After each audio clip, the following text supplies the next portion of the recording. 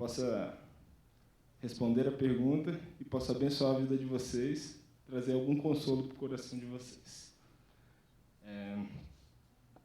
Nosso objetivo aqui vai ser responder essa pergunta. A questão do sofrimento é uma questão muito ampla, é uma questão que tem diversas aplicações na vida do cristão, mas eu não vou focar em como a gente deve trabalhar o sofrimento, como a gente deve suportar o sofrimento, como o cristão deve viver, deve encarar o sofrimento. Não vai ser essa a minha abordagem. Eu vou tentar responder essa questão, porque essa é uma questão que é um ataque à nossa fé.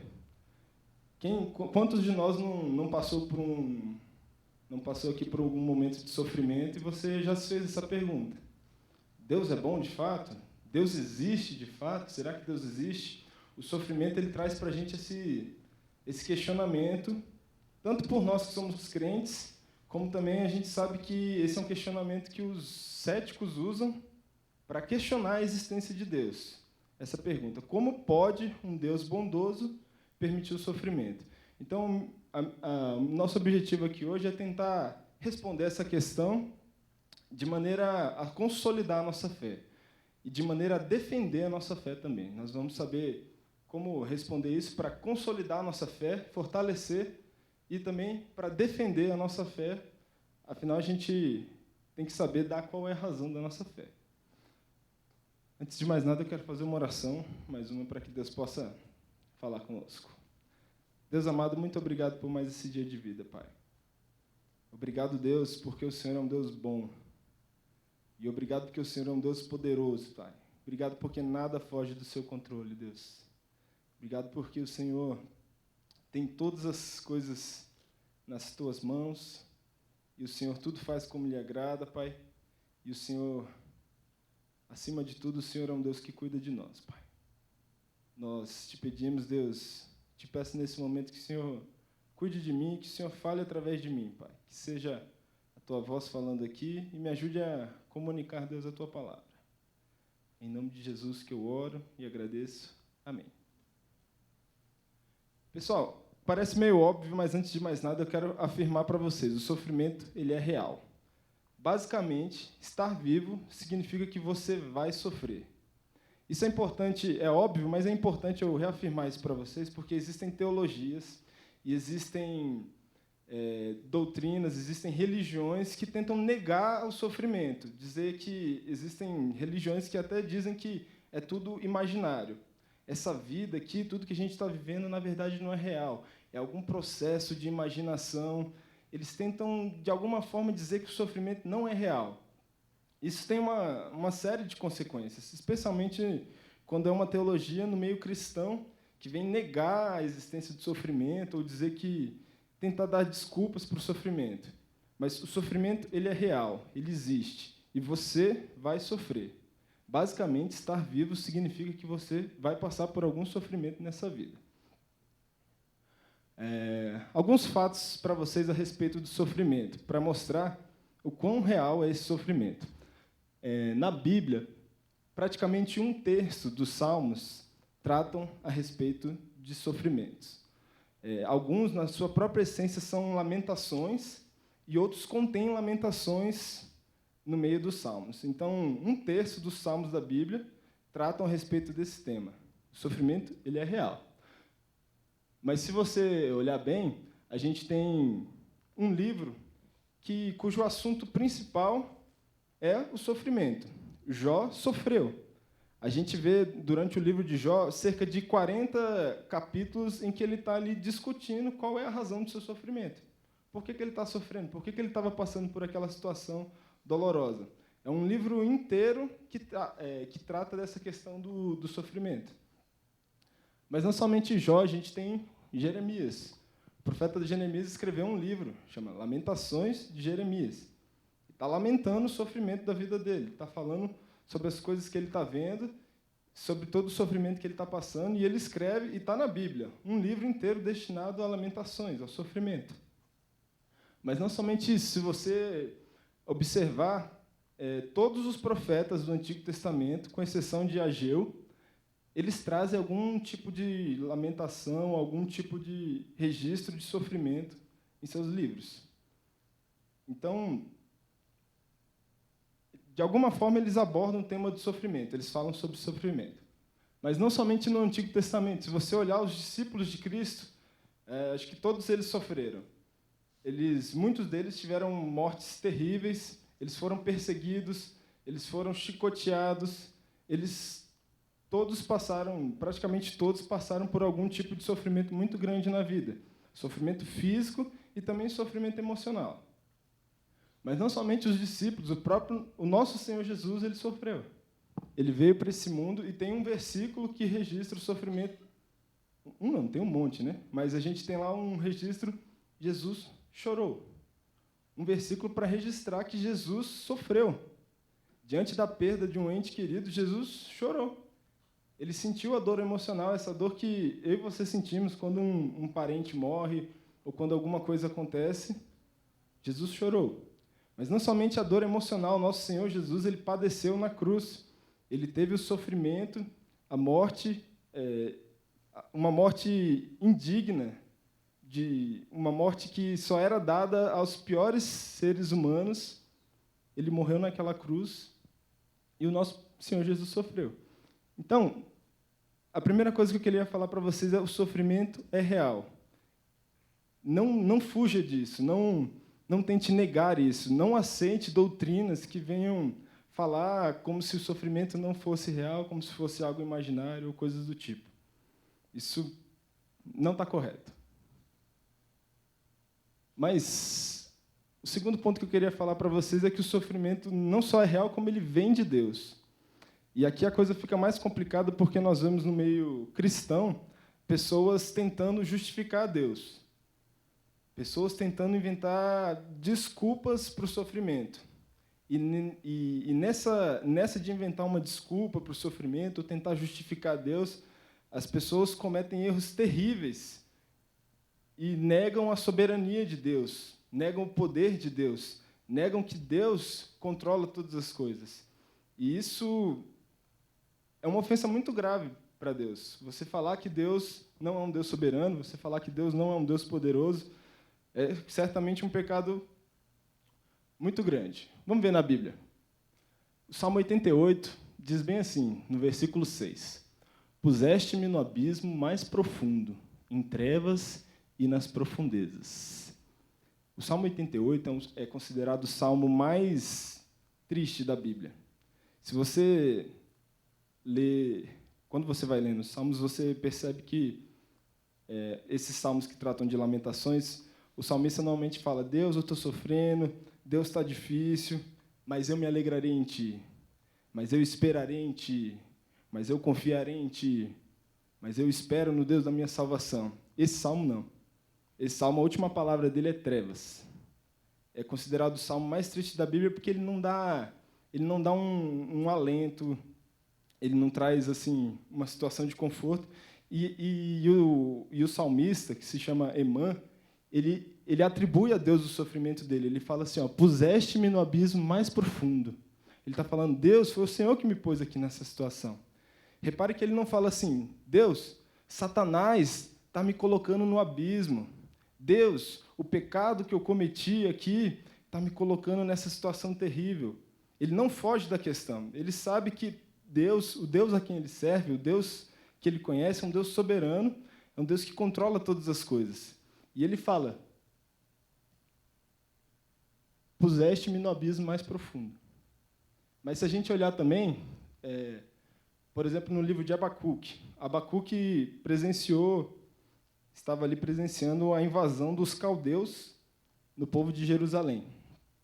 E os caldeus eram um povo extremamente violento, um povo extremamente...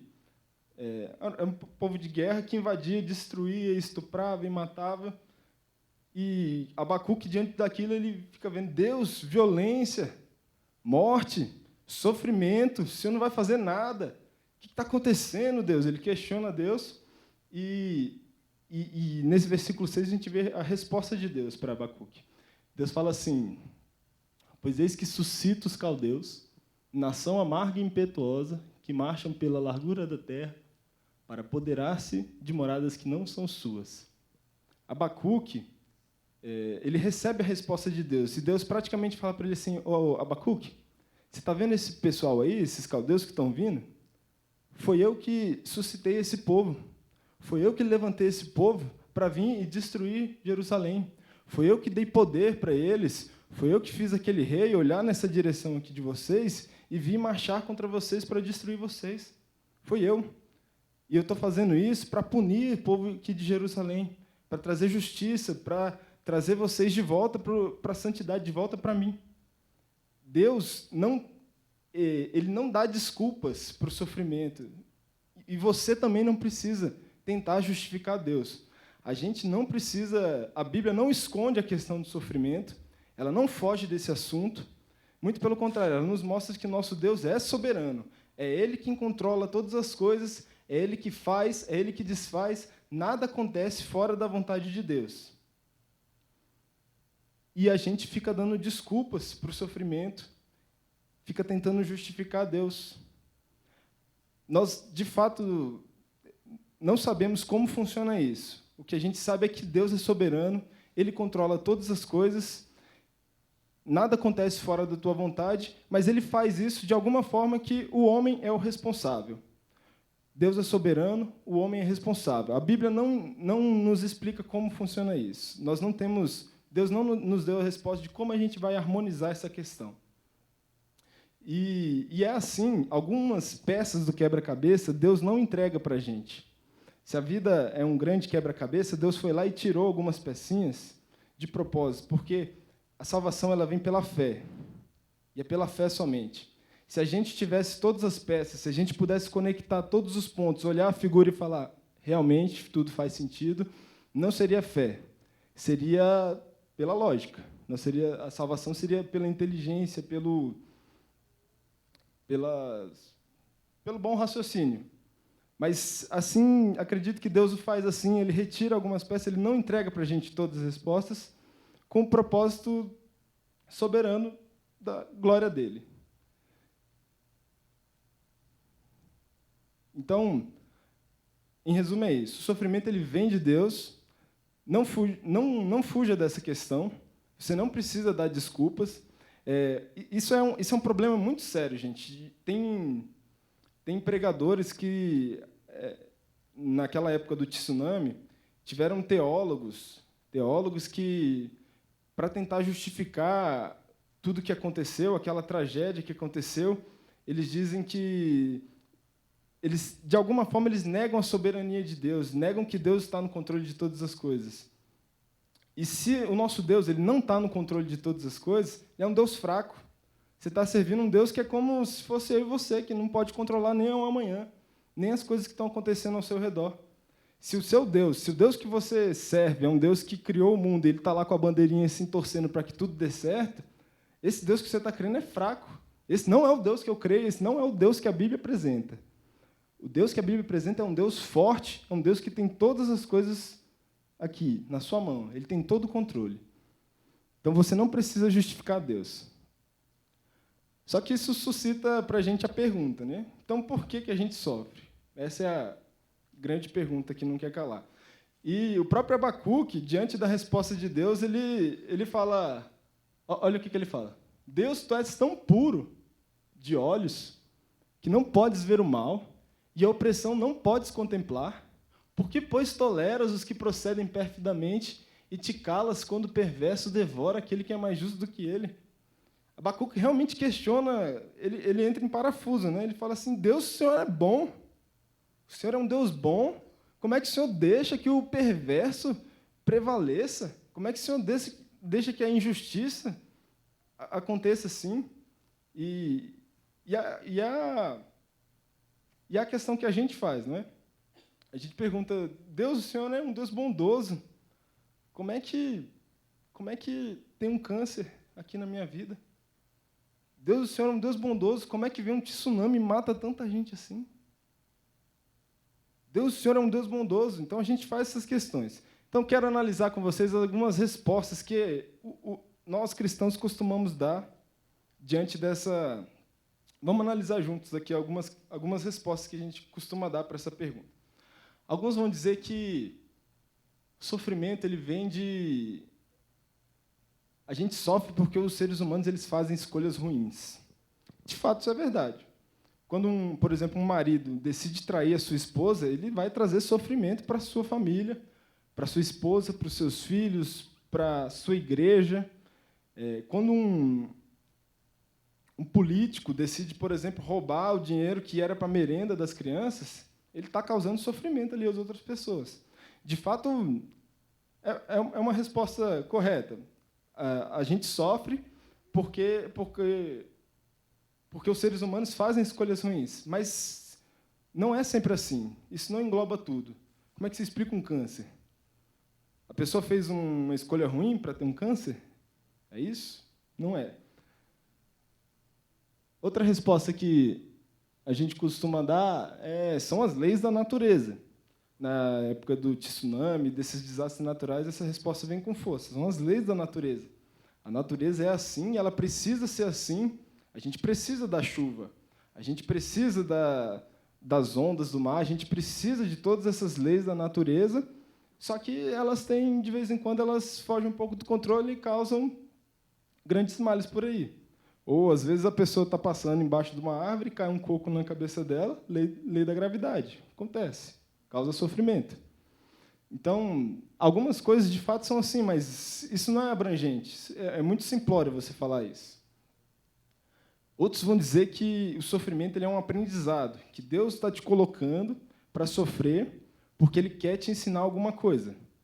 E, de fato, com certeza, vocês devem ter algum exemplo na vida de vocês de algum sofrimento que você passou e que você provavelmente não trocaria por causa da lição que você teve com aquele sofrimento.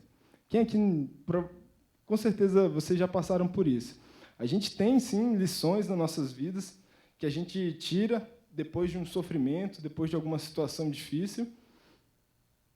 Mas isso parece estranho, parece um pouco desbalanceado, porque, veja bem, se é para o aprendizado, a gente vê muita gente boa, gente justa, gente boa mesmo, pessoas boas, né? A gente sabe que não tem nenhum justo, nenhuma pessoa boa, de fato, aos olhos de Deus, mas a gente vê pessoas melhores, que sofrem muito.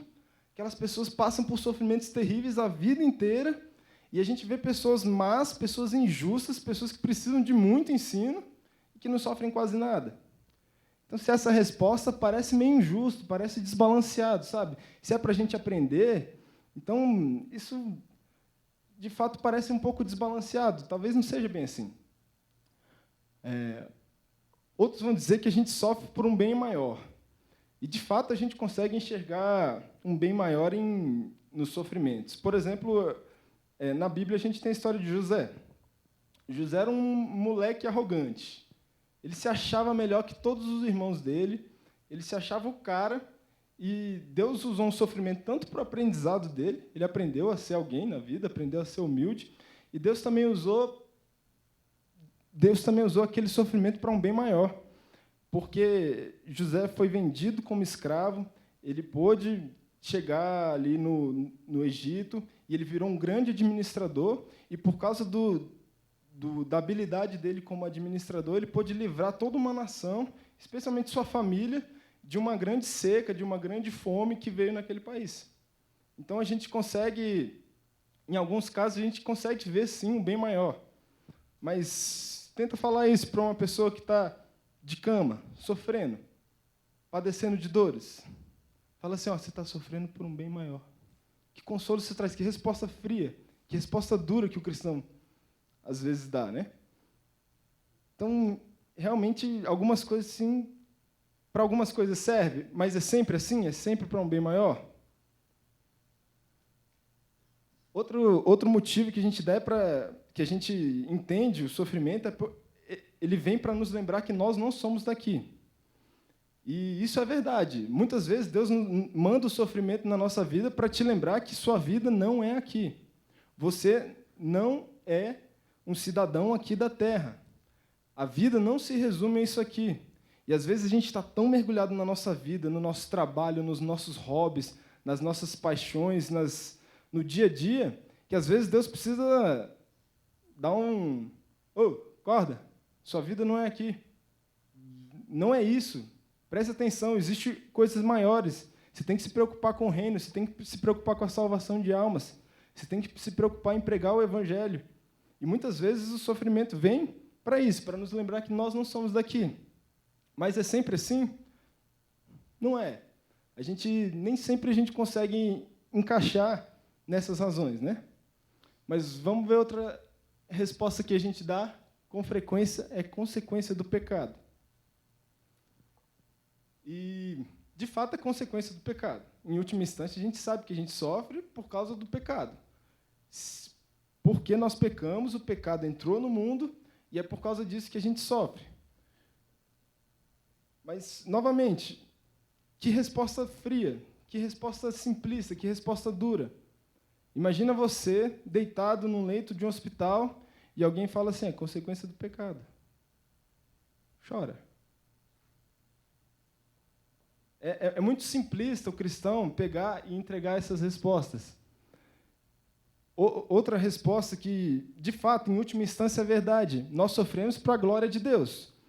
Nós sabemos, em última instância, que a criação, toda a criação, ela existe para a glória de Deus. O plano de redenção, as nossas vidas, nós existimos para glorificar o nosso Deus. Então, de alguma forma, tudo isso coopera para a glória de Deus. Mas, novamente, eu vou te fazer essa pergunta. Imagina que você está lá diante de uma criancinha de 5 anos, com câncer terminal, sentado numa cama de hospital, e ela pergunta para você, por que eu estou sofrendo? E você vai falar para ela, é para a glória de Deus. Que dureza, que frieza, sabe? Em última instância, mas é difícil para a gente entender isso, é algo extremamente complicado. Então, qual a resposta? Qual é a resposta que a gente pode dar diante do sofrimento? Por que nós sofremos? E eu acredito que a resposta mais correta, mais honesta que um cristão pode dar é simplesmente não sabemos. Não sabemos por que nós sofremos. Em última instância, a gente não consegue enxergar quais são os desígnios de Deus. A gente não consegue entender o que exatamente Deus está fazendo. E é uma resposta difícil, né? Mas eu acredito que essa seja a resposta mais honesta que a gente pode dar.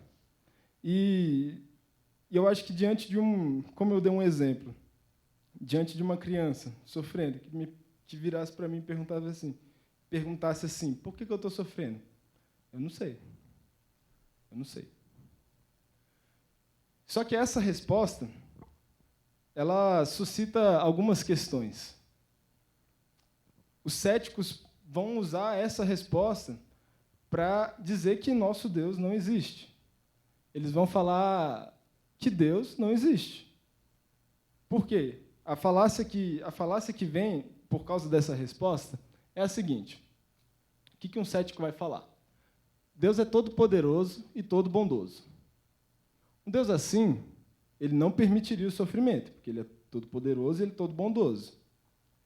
Ainda assim, o sofrimento existe.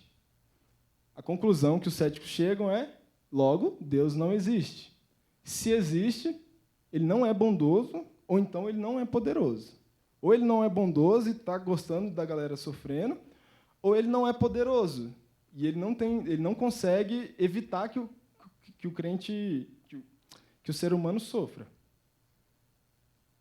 Só que isso é uma falácia. A falácia é o nome que a gente dá para um raciocínio logicamente insustentável. Esse raciocínio não se sustenta. Por quê? Porque ele parte de uma premissa megalomaníaca, que é a seguinte: se a nossa mente não é capaz de explorar as profundezas do universo atrás de boas respostas para o sofrimento, então, ora, elas não existem. Se nós não sabemos por que a gente sofre, então não existe uma boa razão pelo qual a gente sofre. Vocês percebem que essa premissa ela é megalomaníaca, porque ela coloca o homem numa posição de absoluto conhecimento. O homem deveria saber tudo o que acontece. E, de certa forma, quem pensa dessa forma está dizendo assim, se existe uma boa razão para o sofrimento, eu deveria saber. E nós não sabemos. A Bíblia coloca a gente numa posição de humildade, de humilhação. Deus não te dá todas as respostas. Você não é Deus. E aí a questão que eu faço é a seguinte: se a gente pode encontrar o sentido para algumas coisas, não é possível que Deus, do seu ponto de vista privilegiado, tenha um bom motivo para todas as coisas.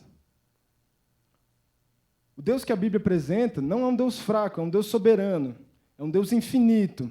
Ele não tem começo, ele não tem fim. Ele é um Deus independente, ele não precisa de nada exterior ao seu ser. Ele não precisa de você, ele não precisa dessa terra, ele não precisa de nada disso. Ele é um Deus imutável, ele não está aprendendo, ele não está esquecendo, ele não está fazendo, ele não está evoluindo, ou ele não está deixando de evoluir, desevoluindo, não sei como é que se fala. Esse é o nosso Deus, esse é o Deus que a Bíblia apresenta. É um Deus grande demais, é um Deus poderoso demais.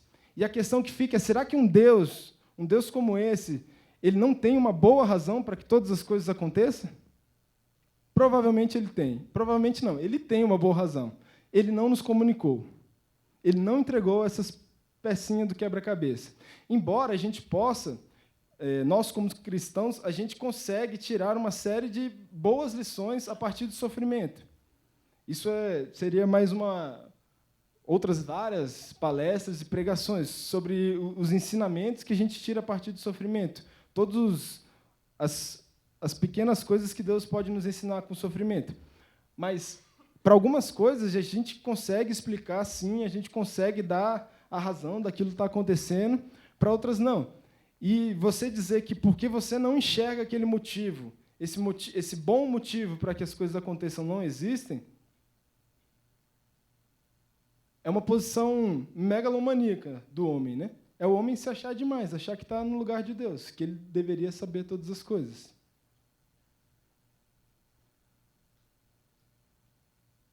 Então, o sofrimento ele não prova a inexistência de Deus. Só que eu quero falar para vocês que o sofrimento ele pode até apontar para a gente a existência de Deus. Eu tô falando aqui para vocês uma resposta difícil, né? Muita gente engole essa resposta assim, como se fosse aquele comprimido desse tamanho, que desce rasgando. É difícil, né? Mas vamos tentar, por exemplo, a visão dos céticos. Já que está difícil, vamos avaliar como é que é a visão dos céticos a respeito do sofrimento. Como é que a gente explicaria isso do ponto de vista cético? E o problema é que, do ponto de vista cético, a gente precisa retirar Deus da jogada. Deus não existe. E o problema de você tirar Deus da jogada, de você tirar Deus de tudo, é que você perde o seu padrão absoluto de moralidade. Sem Deus, você não tem como determinar o que é justo ou o que é injusto. Toda métrica ela precisa de um padrão absoluto. A gente sabe que um metro é um metro, não sei, mais ou menos assim, porque existe um padrão absoluto de metro.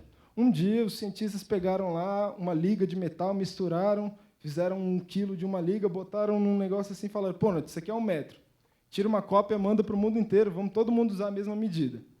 A gente tem agora um padrão absoluto de metro. E, por causa disso, a gente sabe que isso aqui não tem 1 metro. Por causa disso, a gente pode dizer que isso aqui não tem 1 metro, e a gente pode dizer que isso aqui deve ter mais que 1 metro. Porque a gente tem um padrão absoluto para essa métrica. Agora, quando você tira Deus da jogada, como é que você vai determinar o que é justo e o que é injusto? Quando você tira da jogada, sabe o que sobra? Big Bang, evolução. E se o que sobra é Big Bang, é evolução, é uma célula que, de repente, virou uma célula um pouquinho mais evoluída, e depois se aglomerou, e depois virou uma criatura, e depois essa criatura criou pata, e depois, virou homem. De onde vem a moral? De onde vem o bem e o mal? De onde vem o que é justo e o que é injusto? Não existem essas coisas. Só o que existe é a natureza. Só o que existe é a evolução. Só o que existe é o mais forte vencendo o mais fraco para sobreviver. Se você tira Deus da jogada, você está tirando ali o centro da balança. Você não consegue mais determinar o que é justo e o que é injusto. E isso é desesperador, porque esse cara aí venceu. Se você tira Deus da jogada, Hitler venceu. Se você tira Deus da jogada, esse cara nunca vai receber uma justiça por todas as atrocidades que ele cometeu. Se você tira isso da jogada, o político que passou a vida inteira roubando merenda das crianças, o estuprador que abusou de dezenas de mulheres e nunca foi preso, essas pessoas estão vencendo na vida. É o forte vencendo o mais fraco. É o que sobra. Se você não tem um padrão de moralidade, tudo que você pode dizer a respeito do mal, você não pode nem falar que é mal mais, mas dessas coisas que a gente denomina mal, é que, cara, eu não gosto disso. É o que sobra para você dizer. Eu não gosto disso que está acontecendo, eu acho que o que ele fez, eu não gosto disso que ele fez. Você nem sequer pode dizer que o que ele fez foi errado, foi injusto. A natureza ela não é justa. O leão ele cerca os servos, domina, mata, come. E ninguém está lá para defender os servos. É o mais forte vencendo o mais fraco. Se você tira Deus da jogada, o que sobra para você falar para uma criança que está lá com câncer terminal é que você é fraco, minha filha. Seu DNA é fraco, você veio com defeito, você já era. Vocês estão entendendo a dimensão do problema? E eu não sei vocês, mas eu não consigo aceitar que esse cara venceu. Eu não consigo imaginar um mundo em que o mal vai prevalecer. Porque se é o bem matando o mais forte, o forte matando o mais fraco, se é isso que sobra, a vida é desesperadora. A gente não tem uma esperança de um futuro. E eu acho que tudo isso nos aponta para a existência de um Deus, para a existência de uma justiça suprema, de uma justiça superior. Claro, não é uma prova científica, não é uma prova cabal, mas certamente isso nos aponta na direção que a gente sabe qual é a resposta. A gente sabe que a vida não pode ser assim. E o cético vai falar, não pode ser assim, mas ele não vai aceitar que a gente que o jeito certo como as coisas são é Deus, né?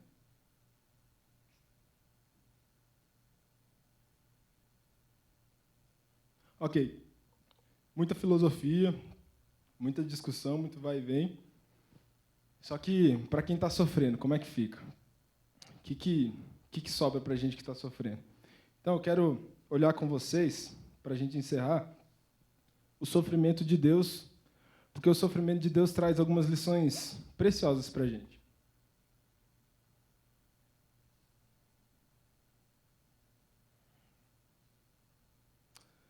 A verdade é que é o seguinte, nós não sabemos o que o sofrimento significa, mas a Bíblia mostra para a gente o que o sofrimento não significa.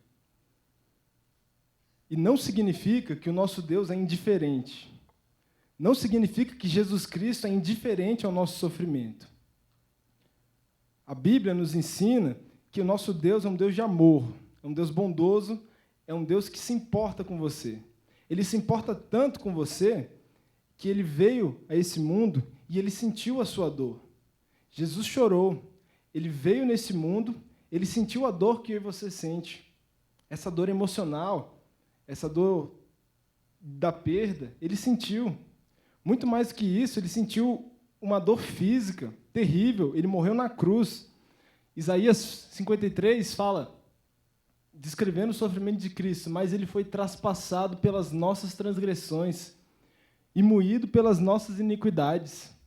O castigo que nos traz a paz estava sobre ele, pelas suas pisaduras nós fomos sarados.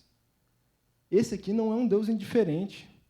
É um Deus que veio, que sofreu, que morreu por você, para que você não tivesse de passar pelo maior sofrimento de todos, que é uma eternidade longe do Pai. Jesus veio e sofreu, ele morreu uma morte ele pagou um preço que você não poderia pagar, e ele te livrou do maior sofrimento de todos, que é uma vida inteira longe do Pai. Deus te ama. Deus não é indiferente ao seu sofrimento.